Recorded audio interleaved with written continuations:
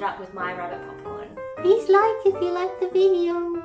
I wish I'd done so much more research, and I'll never get a pet again without doing the proper amount of research. He really did change my life. I just knew straight away that it wasn't going to work out. I never had the experience with a pet and I just didn't know what I was getting myself into. Hello everyone, welcome back to my channel. My name's Nina, I'm 27 years old and I live in Perth, Western Australia. And this is Popcorn, my rabbit. Say hi, Popcorn. Don't be mad, don't be mad. It's okay. He doesn't like me when I pick him up. Most rabbits don't like to be picked up. If you've been on my channel for a little bit, you might have seen that I post a few videos about my rabbit and then I also post some videos just about me. And I've never really gone into detail as to how I ended up with Popcorn. So I thought today would be a nice day to give you guys a little story of how I ended up with this little bunny. Also, Easter's coming up, so it's a very popular time for people to buy rabbits. So I'll get right into it. I've had my rabbit for, it'll be 8 years in May, and he's turning 8 just before that in April. So I got him when he was about a month old. I don't know his exact birthday. They weren't able to tell me because they didn't know, but I know it was like the end of March or the start of April. I typically celebrate his birthday the first weekend of April. That was in 2017 that I got him. So I was 19 years old. I was very young and naive. I like to think I still am, being 27. But I was a lot younger and a lot naiver back in 2017. And I really wanted a pet. I didn't have pets growing up. We had goldfish and at one point we also had a bird, but not for very long. Aside from that, we didn't have cats, dogs, rabbits, any kind of other pets. It was mostly just the fish. Being a single mum household with me and my brother, it was just too hard to maintain having 2 kids, let alone also an animal on top of that. So it was just never something that we got. When I was 18, 19, or maybe even earlier than that, I always wanted a dog. Like I still really want a dog. I'd love to have like an Australian Shepherd or a German Shepherd. When I was 19, I was trying to convince my mum to let me get a dog, and she was like, no, she didn't want a dog. We lived in a very small house. It was this very small 3-bedroom, and there was 3 adults, like me, my brother and my mum living in it. And also my mum liked to keep her house very clean and didn't like the idea of having pet fur around, which is completely fair enough. When I said to her I want a dog, she was like pretty much flat out no. So then I switched over to cats. Cats are easier to maintain, right? Like, can I get a cat? Again, the answer was no. I was racking my brain trying to think of like an animal that she would say yes to. At one point I was looking into getting a turtle, but then I saw how much it costs to get all the equipment for a turtle and I thought, no, it's gonna be too expensive. Now, just keep in mind, growing up without any animals or not around animals, I didn't know what it was to own a pet. I didn't have the experience of the time and the effort and the commitment it takes having a pet. So I was very naive when I was looking for a pet, and I was very unaware of the research that I should have been doing before committing to a pet. So when I came up with the idea of getting a rabbit, I went to my mum and I was like, Mum, let me get a rabbit. They're tiny, they don't take up much room. Surely, like, it won't be a big deal. Please, can I get a rabbit? So I was like hounding her for maybe a couple weeks, trying to convince her to let me get one. And eventually she gave in. I started my search for a little rabbit. And like I said, I was very naive. I didn't even know that there was such a thing as a rabbit rescue. I didn't know that there was an overpopulation of rabbits. I didn't know anything about rabbits. All I knew was that they were fluffy, cute, and quiet. That's pretty much all I knew.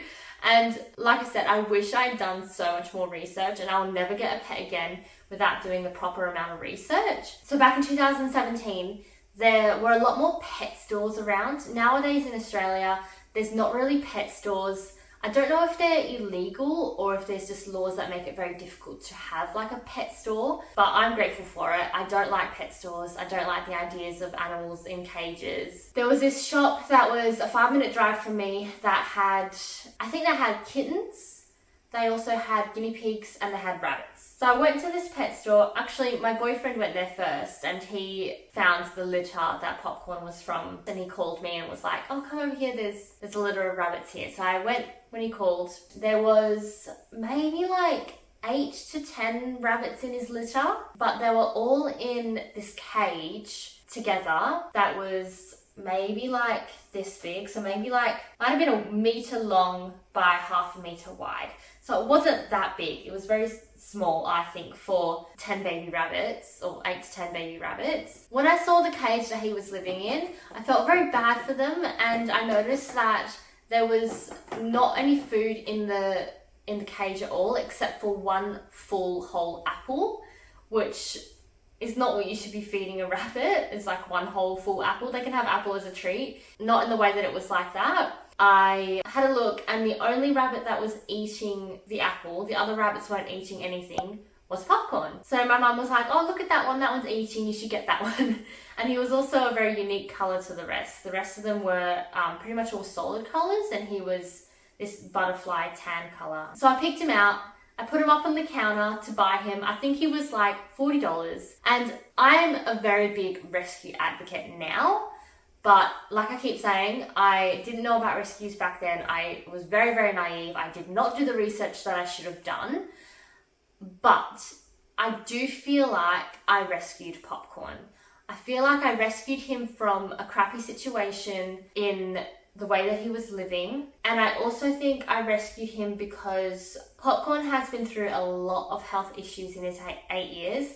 I've spent north of $10,000 to $15,000 on vet bills for him in the last 8 years. And I know a lot of people who wouldn't do that when it comes to a rabbit. Even my grandma, in the first couple of years I had him when he was sick, she was like, why don't you just take him back and get a new one? Him being my first ever pet, and a lot of you who've had pets would know, you know, the bonds that you have with your first ever pet is probably the strongest bond that you ever have with another living animal. And so him being my first pet, I was so attached. I still am so attached, and I would do absolutely anything for him. I would do it all again if I had to, in terms of spending the money, doing the tests, the medications. But that's why I feel like I rescued my rabbit. I put him on the counter, I spent $40 for him, and then I bought him a couple of toys and some food, and probably spent maybe $100 in total for the stuff I needed for him. The pet shop owners were like, oh yeah, you just need a little hutch. I'll put a picture on the screen if I've got one still of the hutch that I got him. They're like, yep, you just need a little hutch for him. This is the bag of food that he'll need, which was a really bad mix of food for him. And that was about it. They were like, oh yeah, you can just give him scraps of veggies as well as you make dinner. And so I was like, oh, okay, like no worries. I wasn't told that he needed hay. I wasn't told anything like that. And if you want a little bit more detail as to what I feed my rabbit, I did make a video recently of everything that I feed him, so you can go and look at that if you like. At his first vet appointment, I took him to the vet to get him vaccinated and just checked over, maybe a couple weeks after I got him. And I went to a specialist vet. They were specific for small animals and unusual pets, so they didn't do cats and dogs. My eyes were opened at this appointment. The vet that I saw, I still see him today. He's great. He was like, I showed him the food that I had gotten for him that was recommended, and he was like, this food, it was full of things like corn, seeds, oats, all these things that rabbits can't eat and can't properly ingest and really are dangerous for them. He was like, this is the McDonald's version of rabbit food. This is really bad. You need to wean him off this and switch him over. And I wasn't even told at the pet store how rabbits needed hay.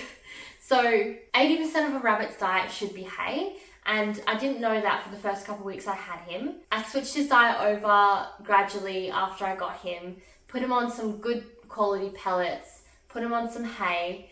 And as a result, this small little pet that was not meant to take up much room and not meant to be a hassle and was meant to be easier to take care of than a cat or a dog, ended up having a massive box with a bale of hay in it, and hay would go all over the house whenever I used it, and it ended up being so much worse and so much more expensive than having a cat or a dog. Me and my mum joke about this all the time because she loves Popcorn, absolutely loves him, but we joke about how when I first wanted to get a pet, she said no to a cat and a dog thinking that they were too hard work, and then we got an animal that was probably harder than both of them combined, especially with his health issues. When I first brought him home, I put him in the hutch, and it was recommended that I leave him in the hutch overnight for the first day or so, or even like a couple days, just to get him settled. I just felt bad for him. He was sitting in this tiny hutch. It was so small. It was maybe like a meter wide. He just looked so sad in there. I left him in there for the first night, but the morning after I got him out, and I sat him on my lap, and I'll put a picture on the screen of him sitting on my lap. He was so tiny. He was like the size of my hand. And I let him do a little bit of exploring on the couch and have a little run around. And every time I would put him back into the hutch, I just felt so bad. I was like, this is not right. So I think maybe less than a week after I got him and got the hutch, I ended up getting a playpen to go around the hutch. What started as like a meter long hutch turned into a whole playpen around this hutch, which made it like 3 times the size, so that he could run around in that pen as well. He was so tiny back then that he could squeeze through the bars of the pen, so it didn't work out too well. It didn't last that long either, and I just thought, this is ridiculous. So I convinced my mum to let me move him to my room. I put the pen in half a room, and like I said, this is a small house. I have a very small bedroom, so I had a double bed pushed right up against the wall, and on the other side was his pen. So it was literally just bed and pen, and I still had like a hutch in the corner as well, but it was always open to the pen. And then I would get like these little stairs that he would use to climb up onto the bed as well when I was home. It just changed very quickly. I knew from the get-go, as soon as I got him, I was like, this isn't right. The space that he has is not enough, and it isn't. You should never put your bunny in a hutch. Bunnies need room to run around, to jump, to flick their legs, to stretch, to do all the things. So within the span of 2 weeks, it went from the tiny hutch to him being in my bedroom and pretty much just like sleeping with me on the bed or in his playpen. And that's how we lived for the first 5 years of his life. I moved out in 2021 into my own place, and now he pretty much runs the house. He's got his stuff in every room. He's always with us when we're home, and when we're not home or when we're asleep at night, he's got his own bedroom. So one full bedroom just for him. Honestly, I wouldn't change the decision of getting him for anything. I feel like he really did change my life. I would do anything for that rabbit. I'm just looking at him, he's over to the right. And while I did just go to a pet store and buy him for 40 bucks, I really feel like I rescued him, because I don't think a lot of people would do what I've done to keep him alive. So that is my how I got my rabbit story. Please don't give me any hate in the comments for not adopting a rabbit. Like I said, I was very young and naive, and if I were to ever get another rabbit, which I don't think I will, to be honest, but if I was to ever get another rabbit, I'd definitely look into adoptions. Come on, Popcorn. Let me say goodbye. Okay. I'm going to do this quickly because he's going to kick off in a minute.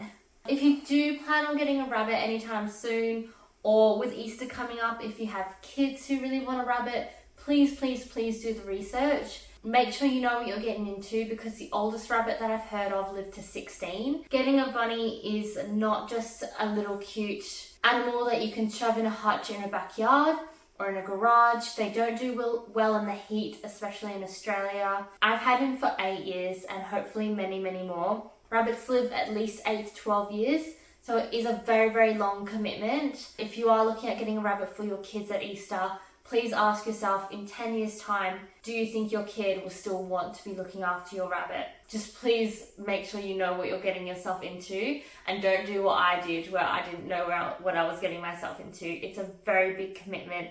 They need a lot of room, a lot of attention, because if they're a single rabbit, they can get depressed if they don't have a lot of attention. So that's my 2 cents. Thank you all so much for watching. Please like this video if you enjoyed it, and subscribe to my channel if you would like to. And I will see you all in the next one. You want to have a close-up? Say bye, Popcorn. Say bye. Say thank you for watching. Please like if you like the video.